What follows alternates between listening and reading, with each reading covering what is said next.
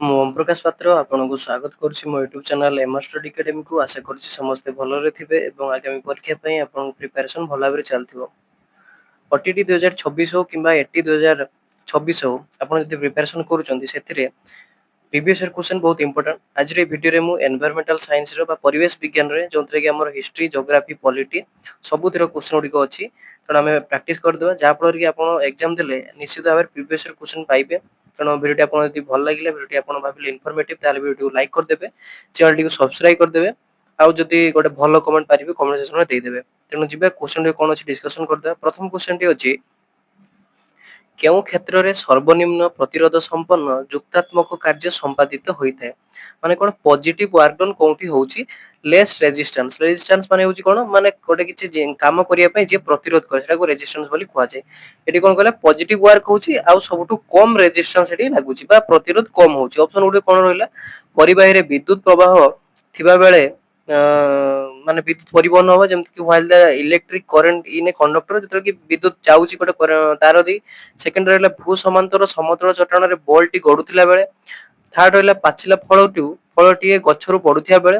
Option D अछि गोटे helicopter रु भूमि रु ऊपर को उठुथिया बेले हैला। तेणु कोठी हमर अधिका पॉजिटिव वर्क डन होउची प्लस लेस रेजिस्टेंस होउची। यार सठिक उत्तर टी कोन हबो ना ऑप्शन नंबर सी, कि पाचिला फळटी गछरु पडुथिला बेले हैला। पाचिला फळटी गछरु पडुथिला बेले जे कोन होची ग्रेविटी अनुसार से खसुची तळकू, जेतु ग्रेविटी गोटे फोर्स पकोच फोर्स अनुसार से तळकू फळटा खसुची, पॉजिटिव वर्क होउची प्लस कोन होची लेस रेजिस्टेंस होउची। परिबाही रे विद्युत जतले जाउची सेतले भी किछि रेजिस्टेंस प्रतिरोध करूची, नहले त हमकु जेति करंट आसी सेति करंट पहुंचाय କଥା सेटा होउ नै, तेनु टा कैंसिल हे जिवो माने लेस रेजिस्टेंस होउनी ना। तापर भू समांतर समतल रे चट्टान रे बॉल टी पडिथिला बेले बॉल टा जेतु पडिची से कोन जदि रेजिस्टेंस न थांदा से गडु थांदा, तेनु जेतु कोची पडिची हैला, तेनु सेठी कोन होउची ना रेजिस्टेंस किछि होची। आ हेलिकॉप्टर भूमि रु ऊपर को उठुथिला बेले ऊपर को उठुची माने साधारणतः कोन से ग्रेविटी रो विपरीत ग्रेविटी सब जिंस तळकू टाणे, से ऊपर को उठुची माने रेजिस्टेंस बा प्रतिरोध अधिका अछि, तेनु एटा तो पूरा पूरी कैंसिल हे जिवो। तेनु ऑप्शन नंबर सी टा करेक्ट आंसर हैला, बुझि पाले।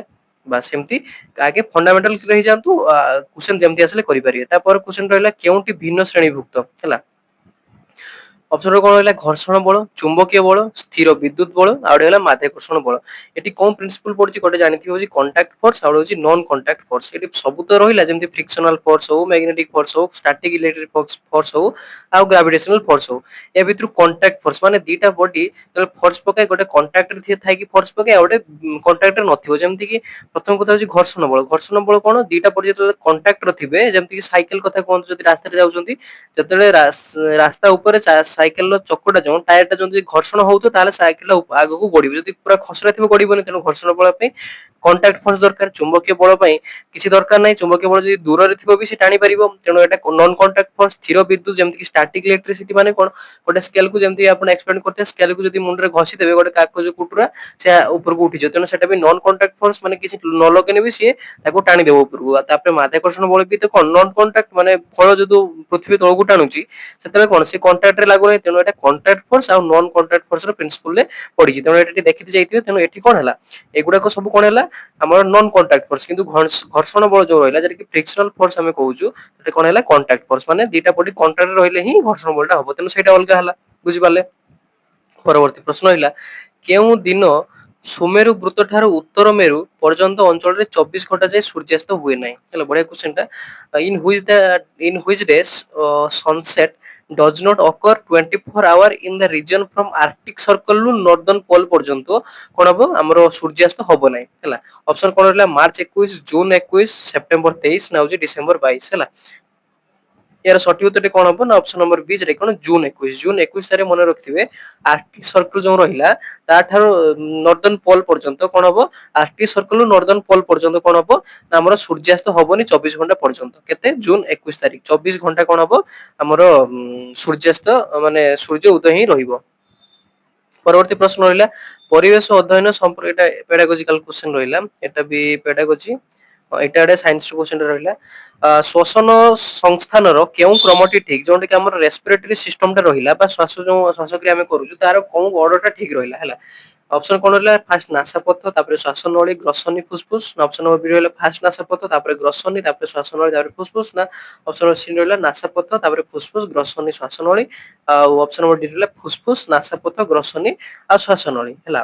ତେଣୁ ୟାର ସଠିକ ଉତ୍ତରଟା କଣ ହବ ତାର ଠିକ ଅର୍ଡରଟା ହଉଛି କଣ ଅପସନ ନମ୍ବର ବି ଯେଟା କଣ ଫାର୍ଷ୍ଟ ନାସାପଥ ମାନେ ଯୋଉ ଆମ ନାକର ଆଗରେ ରହିଲା ସେଟା ନାସାପଥ ତାପରେ ରହିଲା ଗ୍ରସନୀ ତାପରେ ରହିଲା ଶ୍ୱାସନଳୀ ତାପରେ ରହିଲା ଫୁସଫୁସ ଆପଣ ଜାଣିବେ କେମିତି ଯେତେବେଳେ ଆପଣ ଦେଖିବେ କ୍ରମର ଦେଇଛି ମାନେ ଲାଷ୍ଟ ଆମେ ପହଞ୍ଚିବ କୋଉଠି ଫୁସଫୁସ ରେ ହଁ ଫୁସଫୁସ ରେ ପହଞ୍ଚିବ ତେଣୁ ଆମର ଦେଖିଦେବେ ଲାଷ୍ଟ ଫୁସଫୁସ କୋଉଠି କୋଉଠି ଅଛି ଏକ ଏ ରେ ଅଛି ବି ରେ ଅଛି ତେଣୁ ଫାର୍ଷ୍ଟ ଦେଖିବା ଆମର ଆରମ୍ଭ ହଉଛି କୋଉଠୁ ନାସାପଥ ଏଠି ବି ନାସାପଥ ଅଛି ତାପରେ ଗ୍ରସନୀ ମନେ ରଖିବେ ନାସାପଥ ପରେ ଯୋଉ ଆମର ଏଇଠି ତଳକୁ ଅଛି ସେଟା କଣ କୁହାଯାଏ ଆମର ହଉଛି ଫେରେନ୍ସ ଫାର୍ଷ୍ଟ ହଉଛି ଫେରେନ୍ସ ତାପରେ ହଉଛି ଲ୍ୟାରିଙ୍ଗ୍ସ ତାପରେ ଟ୍ରାକିଆ ବା ଶ୍ୱାସନଳୀ ଏଟା କୁହାଯାଏ ଏଠି ଗୋଟେ ଦେଇନାହିଁ ଏ ଯୋଉ ଫେରେନ୍ସ ପରେ ଲ୍ୟାରିଙ୍ଗ୍ସ ଯଦି ଦେଇଥିବ ମାରିପାରିବେ ଫାର୍ଷ୍ଟ ହଉଛି ଫେରେନ୍ସ ତାପରେ ଲାରିଙ୍ଗ୍ସ ତାପରେ ଟ୍ରାକିଆ ତାପରେ ଲଙ୍ଗସ ତେଣୁ ଏମିତି ଅପସନ ଏଲିମେଣ୍ଟ କରି ଆପଣ କରିପାରିବେ। ପରବର୍ତ୍ତୀ କ୍ୱେଶ୍ଚନ ରହିଲା ଫୁଲକୋବିର କେଉଁ ଅଂଶରେ ଖାଦ୍ୟ ସଞ୍ଚିତ ହୋଇ ରହେ ହେଲା ଯେଟାକି ଆମର କଲିଫ୍ଲାୱାର କହୁଛେ ସେଇଟାର କୋଉଠି ଆମର ଫୁଡଟା ଷ୍ଟୋର ହେଇକି ରହିଥାଏ ହେଲା ଅପସନ କଣ ରହିଲା ସ୍ଥାବକ ବା ଆମର ଇନଫ୍ଲୋରେସନ୍ସ ବୋଲି କୁହାଯାଏ ଆଉ ତାପରେ କାଣ୍ଡ ଫଳ ଆଉ ମୂଳ ହେଲା ତେଣୁ ଆମର ଫୁଲକୋବିରେ କୋଉଠି ଯୋଉ ଆମେ ଖାଇଥାଉ ଯୋଉ ଜିନିଷଟା ଫୁଲକୋବିଟାକୁ ସେଟା କୋଉଠି ଆମର ଖାଦ୍ୟ ସଞ୍ଚିତ ହୋଇ ରହିଥାଏ ସଠିକ ଉତ୍ତରଟି ହବ ଅପସନ ନମ୍ବର ଏ ଯେଟା କଣ ସ୍ଥାବକ ବା ଆମର କଣ ଇନଫ୍ଲୋରେସନ୍ସ ହେଲା ଏଇଟା ଟିକେ ଦେଖିଦେଇଥିବେ ଯେମିତି କି ଏଠି ଫୁଲକୋବି ପଚାରିଲା ଆଳୁ ପଚାରି ଦେଇପାରେ ଚିନି ଆଳୁକୁ ପଚାରି ଦେଇପାରେ ହେଲା ଏଗୁଡା ସବୁ ଟିକେ ଦେଖିଦେଇ ଯାଇଥିବେ ଗାଜର ପଚାରି ଦେଇପାରେ ସେଟା କୋଉ ଜିନିଷଟା ଆମେ ଖାଉଛୁ ବା ଖାଦ୍ୟ ସଞ୍ଚିତ ହେଇ ରହୁଛି ସେଟା ଟିକେ ଦେଖି ଯାଇଥିବେ ଯେମିତି କି ଆମର କଣ କହିଲା ଫୁଲକୋବିରେ ଇନଫ୍ଲୋରେସନ୍ସ ବା ସ୍ଥାବକରେ ଖାଦ୍ୟ ସଞ୍ଚିତ ହେଇ ରହିଥାଏ ହେଲା ତେଣୁ ତାପରେ ଏଟା ପେଡାଗୋଜି କ୍ୱେଶ୍ଚନ ରହିଲା ନା ଏଇଟା ସାଇନ୍ସ କ୍ୱେଶ୍ଚନ ଅଛି କେଉଁଠି ଠିକ ନୁହେଁ ହେଲା ଅପସନ କଣ ହେଇଛି ଏକ ନିର୍ଦ୍ଦିଷ୍ଟ ତାପମାତ୍ରାରେ ପରିପୃକ୍ତ ଦ୍ରବଣରେ ଦ୍ରାବକ ମିଶାଇଲେ ଦ୍ରବଣଟି ଅପରିପୃକ୍ତ ହୁଏ ଯେଟା କି ଆମର ଏ ପର୍ଟିକୁଲାର ଟେମ୍ପରେଚରରେ ଯଦି ଆମେ ସଲଭେଣ୍ଟକୁ ଏଡ କରିବା ଏ ସ୍ୟାଚୁରେଟେଡ ସଲ୍ୟୁସନ ଇଟ ବିକମ୍ସ ଅନସ୍ୟାଚୁରେଟେଡ ହେଲା କିଛି ଟେମ୍ପରେଚରରେ ଦ୍ୱିତୀୟ ଅପସନଟା ରହିଲା ଏକ ନିର୍ଦ୍ଦିଷ୍ଟ ତାପମାତ୍ରାରେ ଏଟା ସଲ୍ୟୁସନ ଚାପ୍ଟରରୁ ଆସି ହେଲା ଏକ ନିର୍ଦ୍ଦିଷ୍ଟ ତାପମାତ୍ରାରେ ପରିପୃକ୍ତ ଦ୍ରବଣର ଦ୍ରାବ ମିଶାଇଲେ ଦ୍ରବଣଟି ଅତି ପରିପୃକ୍ତ ହୁଏ যেটা কি কোন কইছি এটা পার্টিকুলার টেম্পারেচর ঠিক টেম্পারেচর যদি আমি কোন করিয়া সলিউট কু স্যাচুরেটেড সলিউশন রে বিকম দা সুপার স্যাচুরেটেড স্যাচুরেটেড সলিউশন কোন মানে তা উপরে তা ভিতরে আউ কিছু সলিউট মানে যাহাকু মিশো যেমতি ধরা যাও চিনি পানি আপন কথা কইবে চিনি হଉଛି কোন সলিউট আউ তাকু जो পানি রে মিশিবে সেটা মিশাইলা পরে কোন হবো সলিউশন হবো স্যাচুরেটেড সলিউশন হଉଛି কোন তারপরে আউ তা ভিতরে আপন চিনি মিশাই পারিবে নাই সেটা হଉଛି স্যাচুরেটেড সলিউশন ହେଲା এତିକି ବୁଝିଗଲେ ଆଉ ପର୍ଟିକୁଲାର ଟେମ୍ପରେଚର ମାନେ ବେଳେ ବେଳେ ସଲ୍ୟୁସନରେ କିଛି ଟେମ୍ପରେଚର ଦବା ଦ୍ୱାରା ଯେମିତି କି ଚିନି ପାଣିରେ ଆପଣଙ୍କୁ ଲାଗିବ ଚିନି ଆଉ ମିଶୁନି କିନ୍ତୁ ତାକୁ ଯଦି ଗରମ କରିଦବା ତାହେଲେ କଣ ହବ ଆହୁରି ମିଶି ପାରିବ ସେଟା ହଉଛି କଣ ଗୋଟେ ଟେମ୍ପରେଚରରେ ମିଶିବା ଦରକାର ତାପରେ ଅପସନ ନମ୍ବର ସି ରହିଲା କଣ ଏକ ପରିପୃକ୍ତ ଦ୍ରବଣ ବା ସ୍ୟାଚୁରେଟେଡ ସଲ୍ୟୁସନରେ ଉତ୍ତପ୍ତ କଲେ ତାହା ଅପରିପୃକ୍ତ ବା ଅନସ୍ୟାଚୁରେଟେଡ ହେଇଯାଏ ହେଲା ଆଉ ସମ ଡି ରହିଲା ଏକ ଅପରିପୃକ୍ତ ଦ୍ରବଣକୁ ଫୁଟାଇଲେ ତାହା ପରିପୃକ୍ତ ହେଇଯାଏ ବା ଅନସ୍ୟାଚୁରେଟେଡ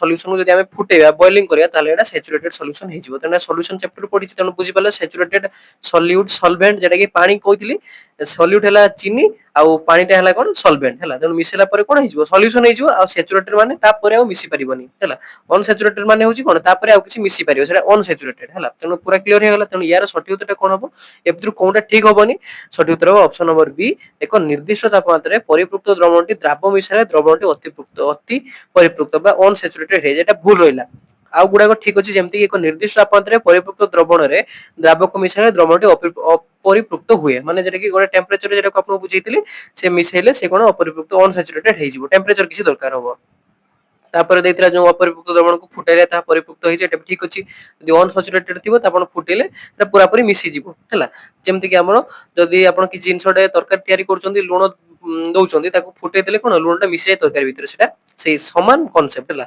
ସଲ୍ୟୁସନରେ ତାପରେ କ୍ୱେଶ୍ଚନଟା ରହିଲା ଏଟା ଟିକେ ଲିଭି ଯାଇଛି in case of the balance equation ମାନେ ଯଦି ଯେତେ ଆମର ଇକ୍ୱେସନ ଟାକୁ ଦିଟା ଇକ୍ୱେସନ ଥିବ ଏପଟେ ଆମର ରିଏକ୍ଟିଭ ଆଉ ସେପଟେ ପ୍ରଡକ୍ଟିଭ ହେଲା ତେଣୁ ତୀର ମଝିରେ ଏର ସାଇନ୍ ଥାଏ ସେଟାକୁ ବାଲାନ୍ସଡ କେମିକାଲ ଇକ୍ୱେସନ ବୋଲି କୁହାଯାଏ ସେଇ ବାଲାନ୍ସ କେମିକାଲ ଇକ୍ୱେସନରେ କଣ ହୁଏ ଅପସନ ଏ ଅଛି ପ୍ରତିକାରକ ଗୁଡିକ ମୋଟ ପରମାଣୁ ସଂଖ୍ୟା ସହ ଉତ୍ପାଦକ ଗୁଡିକ ମୋଟ ପରମାଣୁ ସଂଖ୍ୟା ସହିତ କଣ ହବ ସମାନ ହବ ଆଉ ଯୋଉ ରିଏକ୍ଟାଣ୍ଟ ସାଇଡ ଆଉ ପ୍ରଡକ୍ଟ ସାଇଡ ଦିଟା ସମାନ ହବ ଅପସନ ନମ୍ବର ବି ରହିଲା the total number of molecule of the reactant should be equal to the total number of molecule of the product ମାନେ total ଯୋଉ molecule ଗୁଡାକ ରହିଲା ଯେମିତି କି ଆମର ଧର a plus b ଏପଟେ ରହିଲା ab ହେଲା मॉलिक्यूल होची कोन एठी ए आमे यूज कलो एठी बी यूज कलो एठी भी से ए रहिला आ बी रहिला हला तेनो सेटा होची गोटे मॉलिक्यूल तेनो से कोन कहले टोटल मॉलिक्यूल रिएक्टेंट साइड जेति की हबो आ प्रोडक्ट साइड सेति की हबो तेनो एटा ऑप्शन बी रे कहला सी कोन कहला 3 नंबर पॉइंट कोन कहला the total number of atom of the each element of the reactant should be equal to the total number of atom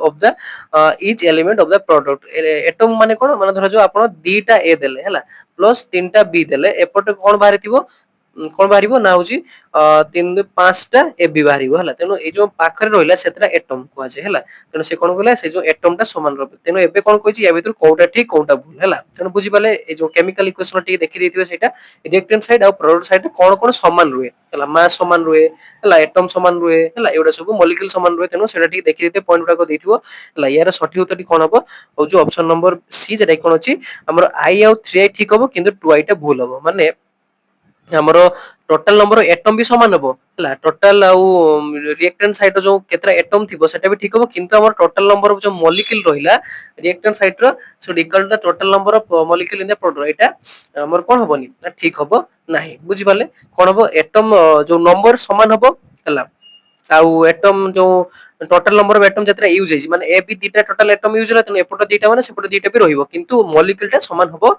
नाही बुझ पाले तापर परवर्ती क्वेश्चन होइला which is not the aim of environmental study जो environmental study जो हमें करू तार कोनटा गोटे कारण नुहे to analysis the environment analysis करिया पई पॉल्यूट द एनवायरनमेंट प्रदूषित करिया पई ना प्रोटेक्ट एनवायरनमेंट ऑप्शन ओडी अछि to identify learning technique of environment हला हमें जो एनवायरनमेंटल स्टडीज में हमरो जो एनवायरनमेंट ऊपर पढु तार जो मुख्य कारण कोन ऑप्शन नंबर बी जेटा कोन टू पॉल्यूट एनवायरनमेंट हला एटार गोटे एम नुहे नॉट कहितला ना जे which is not a aim of environment हला एटा नुहे किंतु एनालिसिस करिया पई पढु आ प्रोटेक्ट करिया पई पढु आइडेंटिफाई करिया पई पढु एटा टी डाइट क्वेश्चन थिला बाकी नोट टा देखि दिबो ठीक नले पुणे भूल मार देके आसीबे परवर्ती प्रश्न होइला आलोक संश्लेषण रे क्यों गैस निर्गत हुए यह क्यों प्रकार एटा रहिला हमरो ई रे हला परवर्ती क्वेश्चन होइछि क्यों गुडी को शक्ति प्रदायी खाद्य हला which of the following is yielding food हला शक्ति केउ खाद्यटा देथै विटामिन और खनिज लवण श्वेतसार स्नेहसार खनिज लवण ना श्वेतसार विटामिन हला ए भितरु कोन प्रकार खाद्य हम कोन एनर्जी बा हमर शक्ति देथै हला सठिक उत्तर कोन हबो ऑप्शन नंबर बी स्नेहसार और श्वेतसार हला मन रखते क्वेश्चन वाला पचारे स्नेहसार और श्वेतसार मध्यरु सबटु अधिका की एनर्जी देथै मन रखते स्नेहसार हला सबटु अधिका स्नेहसार देथै किंतु हमें श्वेतसार जाते खाद्य खाइथांदु कोन पई ना श्वेतसार जाते खाद्य हम शरीर को जाई कि शीघ्र भांगी की से कार्य करथाई पारे हला किंतु शक्ति अधिका देथाय के स्नेहसार माने श्वेतसार पाखरो स्नेहसार केते 2.3 टाइम्स माने 2.3 गुणा अधिक देथाय श्वेतसार देथाय 17 पॉइंट समथिंग कैलोरी रो किंतु स्नेहसार ताटू 2.3 टाइम्स अधिका देथाय हला मन रखते एटा ठीक क्वेश्चन पचारि पारे परवर्ती क्वेश्चन होला केउथरे एंजाइम नथाय हला ए निम्न भितरु कोनटार एंजाइम नथाय अग्नाशय रस पाटीर लाळ पाचक रस ना होची पित्त रस हला pancreatic juice saliva in mouth digestive juice ना होची बाइल जूस हला ए भितरु कोनटार एंजाइम नथाय हला सठिक उत्तर कोन हबो ऑप्शन नंबर बी जेटा कि पित्त रस हला मन रखते बाइल जूस रे कोनोसी प्रकार एंजाइम नथाय अग्नाशय रस रे थाए पाटीर लाळ रे भी थाए पाचक रस रे भी थाए किंतु जो पित्त रस बा बाइल जूस जे कि लिवर सीक्रेट करिते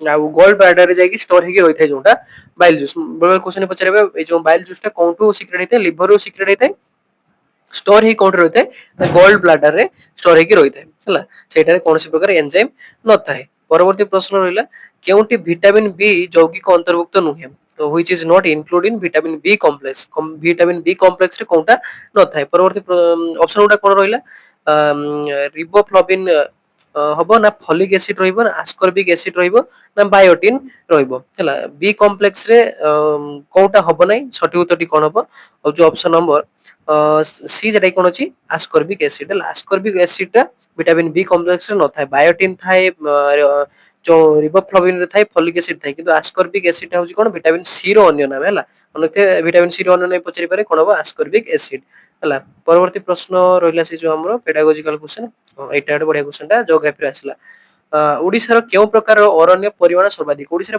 बहुत प्रकार अरण्य देखा जाय आपन पय गोटे क्वेश्चन रहिला ओडिसा रे केते प्रकार अरण्य देखा जाय हला आपन कमेंट सेक्शन मते जणेबे जे सर ओडिसा रे ए जो एई टाइप रो अरण्य बा केते टाइप रो देखा जाय मते कमेंट सेक्शन में जणेबे किंतु एटी क्वेश्चन पछले कोन प्रकार अरण्य देखा जाय ऑप्शन रहिला क्रांतीय अर्धचिरहित अरण्य क्रांतीय आर्द्र पर्णमोची अरण्य क्रांतीय शुष्क पर्णमोची अरण्य उपकूलवर्ती ज्वारीय अरण्य हला सठी उत्तर यार कोन हबो ओडिसा रे कोन प्रकार अरण्य देखा जाय ऑप्शन नंबर बी जाय कि क्रांतीय आर्द्र पर्णमोची अरण्य जेटा कि ट्रॉपिकल मोस्ट डेसिडुअस ଫରେଷ୍ଟ ହେଲା ଦେଖାଯାଏ କୋଉଠି ଓଡିଶାରେ। ପରବର୍ତ୍ତୀ ପ୍ରଶ୍ନ ରହିଲା ଓଡିଶାର ଉଭୟ ଚିନି ଓ ସିମେଣ୍ଟ କାରଖାନା କୋଉଠାରେ ଅବସ୍ଥିତ ହେଲା। ଓଡିଶାର କୋଉ ଜାଗାରେ ସୁଗାର ପାଇଁ ବି ଆଉ ସିମେଣ୍ଟ ପାଇଁ ବି ଫ୍ୟାକ୍ଟ୍ରି ଅଛି।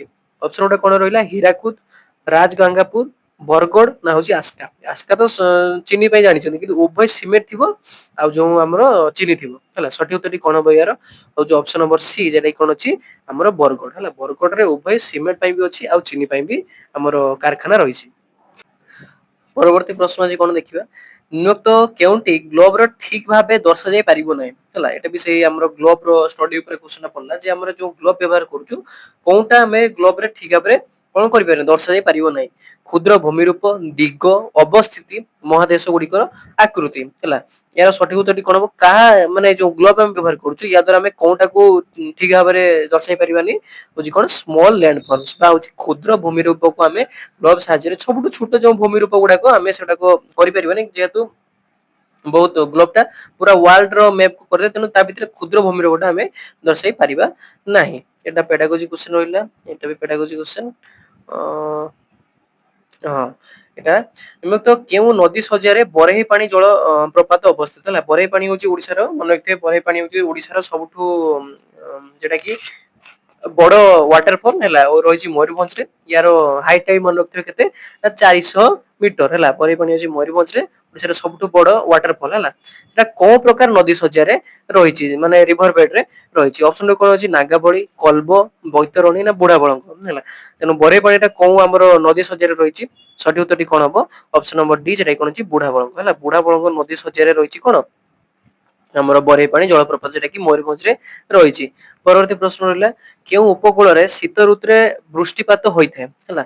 ଆମର ରେନଫଲ ଯୋଉ ହେଇଥାଏ ୱିଣ୍ଟର ସମୟରେ କୋଉ ଆମର ଉପକୂଳ ଯୋଉଟା କି ଆମେ କଣ କହିଥାଉ ଆମର କୋଷ୍ଟାଲ କୋଉ କୋଷ୍ଟାଲ ରିଜିଅନ ରେ ବହୁ ଶୀତ ଋତୁରେ ବର୍ଷା ହେଇଥାଏ। କରମଣ୍ଡଳ, ଓଡିଶା, କଙ୍କଣ, ମାଲାବାର ହେଲା। ଏହାର ସଠିକ ଉତ୍ତରଟି କଣ ହବ ଏଇ ଯୋଉ ଶୀତ ଋତୁରେ କୋଉଠି କୋଉ ଉପକୂଳରେ ଆମର ବର୍ଷା ହେଇଥାଏ ହଉଛି ଅପସନ ନମ୍ବର ଏ ଯେଟା କି କରମଣ୍ଡଳ ହେଲା। କରମଣ୍ଡଳ ଏଇଟା ଧର ଆମର କଣ ହବ ଇଣ୍ଡିଆ ହବ ଏଇଠି ହଉଛି କରମଣ୍ଡଳ କୁହାଯାଏ। ଏପଟେ ମାଲାବାର କଙ୍କଣ ତା ଉପରକୁ ଟିକେ ତା ଏଇଠି ଗୁଜୁରାଟ ର କଚ୍ଛ ରହିଲା ଓଡିଶା ତ ଏପଟ ରହିଲା ତେଣୁ ବୁଝିପାରିଲେ ଏଇଟା ଭୂମି ରୂପ ହେଲା। ଏଇଟା ହଉଛି କରମଣ୍ଡଳ ମାନେ ତାମିଲନାଡୁ ସାଇଡ ରେ ଯେତେବେଳେ ସାଉଥ ୱେଷ୍ଟ ମନସୁନ ଆସିଲା ମାନେ ଆମର କଣ ଦକ୍ଷିଣ ପଶ୍ଚିମ ମୌସୁମୀ ସେତେବେଳେ କଣ ଏପଟେ ବର୍ଷା ହୁଏ। ଫେରିଗଲା ପରେ କଣ ତାମିଲନାଡୁରେ କିନ୍ତୁ ବର୍ଷା ହୁଏନି। ମନେ ରଖିଥିବେ ସାଉଥ ୱେଷ୍ଟ ଯେତେବେଳେ ମନସୁନ ଆସେ ହେଲା ସେତେବେଳେ କଣ ହୁଏ ତାମିଲନାଡୁରେ କେବେ ବର୍ଷା ହୁଏନି କିନ୍ତୁ ଯେତେବେଳେ ଫେରିକି ଯିବ ସେତେବେଳେ କଣ ହବ ଏଇଠି ବର୍ଷା ହବ ମାନେ ସେଟା ଫେରିଲା ବେଳକୁ ଶୀତ ଋତୁ ହେଇଯାଇଥିବ ତେଣୁ ସେ କରମଣ୍ଡଳରେ ରହିଥାଏ କଣ ତାମିଲନାଡୁ ହେଲା। ସେଇଥିପାଇଁ ମନେ ରଖିବେ ଏମିତି ସର୍ଟ ଆକାରରେ ମନେ ରଖିବେ ଯେ ତାମିଲନାଡୁରେ କଣ ଯେତେବେଳେ ମୌସୁମୀ ଆସେ ବର୍ଷା ହୁଏନି କିନ୍ତୁ ଫେରିଲା ବେଳେ ବା ଶୀତ ଋତୁରେ ବର୍ଷା ହେଇଥାଏ ଯୋଉଟା କି ଅଛି କଣ କରମଣ୍ଡଳ ଇଷ୍ଟ କୋଷ୍ଟରେ କରମଣ୍ଡଳ କୋଷ୍ଟରେ ବର୍ଷାଟା ହେଇଥାଏ। ପରବର୍ତ୍ତୀ ପ୍ରଶ୍ନ ରହିଲା ଭାରତରେ ସର୍ବାଧିକ ଉତ୍ପାଦନକାରୀ ରାଜ୍ୟ ସହ କୃଷିଜାତ ଦ୍ରବ୍ୟ ସଂଯୋଗ ଦୃଷ୍ଟିରୁ କୋଉଠି ଯୋଡି ଠିକ ନୁହେଁ ହେଲା। ପ୍ରଡକ୍ସନ ଅନୁସାରେ କୋଉ ମାନେ ଷ୍ଟେଟ କୁ ଯୋଡିକି କୋଉଟା ଠିକ ହବନି। ଅପସନ କଣ ଦେଇଛି କପା ପଶ୍ଚିମବଙ୍ଗ, ଆଖୁ ଉତ୍ତରପ୍ରଦେଶ, ଚାହା ଆସାମ ଆଉ ଚିନି ଆନ୍ଧ୍ରପ୍ରଦେଶ ହେଲା। ଏ ଭିତରୁ କୋଉ ଯୋଡିଟା କଣ ଦେଇଛି ଠିକ ହବ ନାହିଁ ହେଲା। ୟାର ସଠିକ ଉତ୍ତର କଣ ହବ ନା ଅପସନ ନମ୍ବର ଏକ କପା ପଶ୍ଚିମବଙ୍ଗ।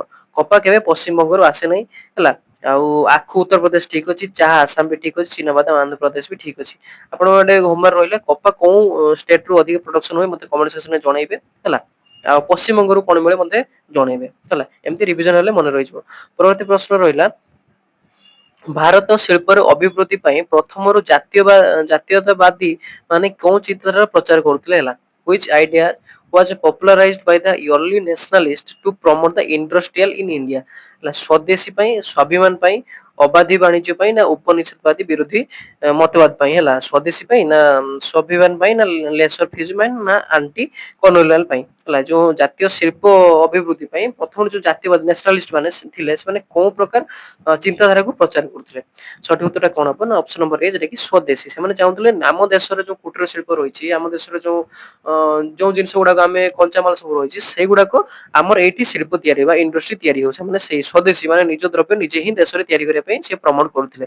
ପରବର୍ତ୍ତୀ ଆସିଲା ଆମର ହିଷ୍ଟ୍ରି ଗୋଟେ କ୍ୱେଶ୍ଚନଟା ଆସିଲା ମୁସଲିମ ଲିଗ ର ଗଠନ ସହିତ କିଏ ସମ୍ପୃକ୍ତ। ଯୋଉ ମୁସଲିମ ଲିଗ ଟା 1906 ମସିହାରେ ତିଆରି ହେଇଥିଲା ଢାକା ଠାରେ ହେଲା। ବେଳେ ପଚାରେ ମୁସଲିମ ଲିଗ କୋଉଠି ତିଆରି ହେଇଥିଲା ଢାକା ଠାରେ 1906 ମସିହାରେ ତିଆରି ହେଇଥିଲା। ତା ସହିତ ରିଲେଟ କିଏ ଆଗା ଖାନ, ମହମ୍ମଦ ଅଲି ଜିନ୍ନା, ନବାବ ସଲିମୁଲ୍ଲାହ ନା ହଉଛି ନବାବ ମୁସିମୁଲ ମୁଲକ ହେଲା।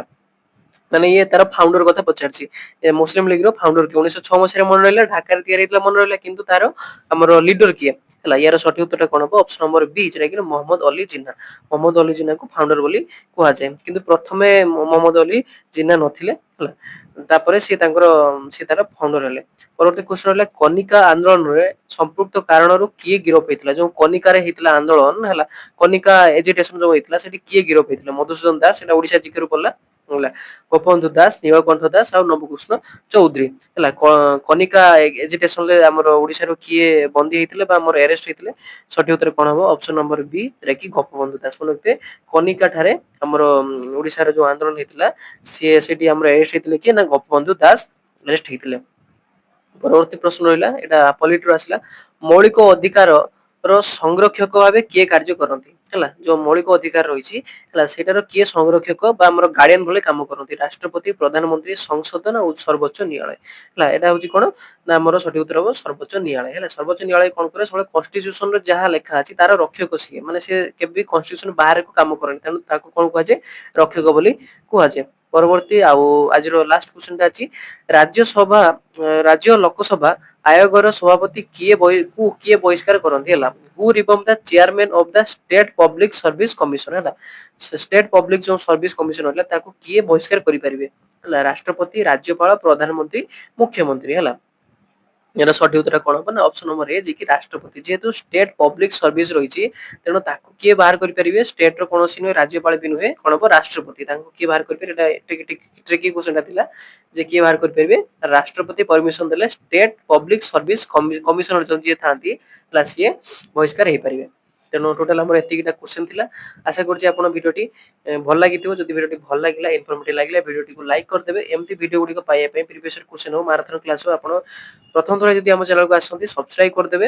ଆଉ କରିଛନ୍ତି ଯଦି ବେଲ ନୋଟିଫିକେସନ ଟି ଅଲ ରେ ସେଟ କରିଦେବେ, ଯାହାଫଳରେ କି ଯେତେବେଳେ ଭିଡିଓ ଅପଲୋଡ ହେଇଛି ଆପଣଙ୍କ ପାଖରେ ପହଞ୍ଚି ପାରିବ। ତେଣୁ ଆଜି ପାଇଁ ରହୁଛି, ନୂଆ ଭିଡିଓରେ ନୂଆ ଏଇ ଆମର ଇଭିଏସ୍ ହଉ ବା ଆମର ହିଷ୍ଟ୍ରି, ଜିଓଗ୍ରାଫି ବା ଆମର ପେଡାଗୋଜି ରେ ଆପଣଙ୍କୁ ଦେଖାହବ। ସେଥିପର୍ଯ୍ୟନ୍ତ ରହୁଛି, ଧନ୍ୟବାଦ।